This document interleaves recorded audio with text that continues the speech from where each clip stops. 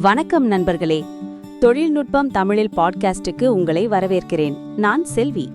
இன்று நாம் பேசப்போவது எதிர்காலத்தின் தொழில்நுட்பம், குவாண்டம் கம்ப்யூட்டிங் பற்றி. என்னுடன் இந்த அருமையான விவாதத்திற்கு அருண் சேர்ந்துள்ளார். வணக்கம் அருண். வணக்கம் செல்வி.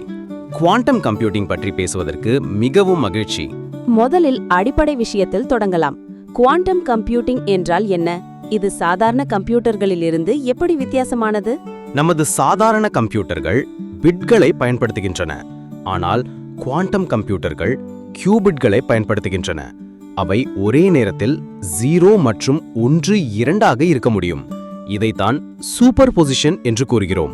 ஓ, அப்படியானால் இது ஷ்ரோடிங்கர் பூனை போல இருக்கிறதா? ஒரே நேரத்தில் 2 நிலைகளில்? சரியாக சொன்னீர்கள். மேலும் என்டாங்கிள்மெண்ட் என்ற ஒரு பண்பும் உள்ளது.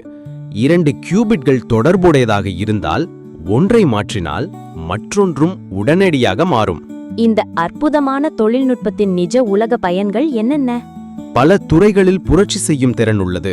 உதாரணமாக, மருந்து ஆராய்ச்சி, புதிய மருந்துகளை விரைவாக வடிவமைக்க; நிதித்துறை, சிக்கலான கணக்கீடுகளை செய்ய; செயற்கை நுண்ணறிவு, AI மேம்படுத்த; குழியாக்கம், பாதுகாப்பான தகவல் பரிமாற்றம்.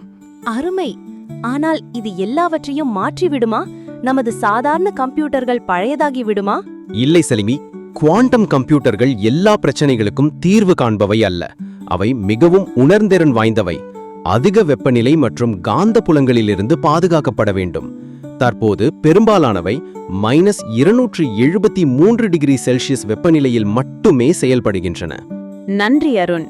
குவாண்டம் கம்ப்யூட்டிங் பற்றி இவ்வளவு தெளிவாக விளக்கியதற்கு. கேள்விகளுக்கு எங்கள் மின்னஞ்சல் முகவரியில் தெரிவிக்கலாம். நன்றி செல்வி. நன்றி அனைவருக்கும். வரும் வாரம் இன்னும் சுவாரஸ்யமான தலைப்புடன் சந்திப்போம்.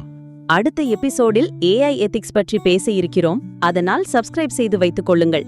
உங்களுக்கு பயனுள்ளதாக இருந்தால் லைக் செய்யுங்கள், ஷேர் செய்யுங்கள். வணக்கம். மீண்டும் சந்திக்கும் வரை இது உங்கள் செல்வி. Over and out.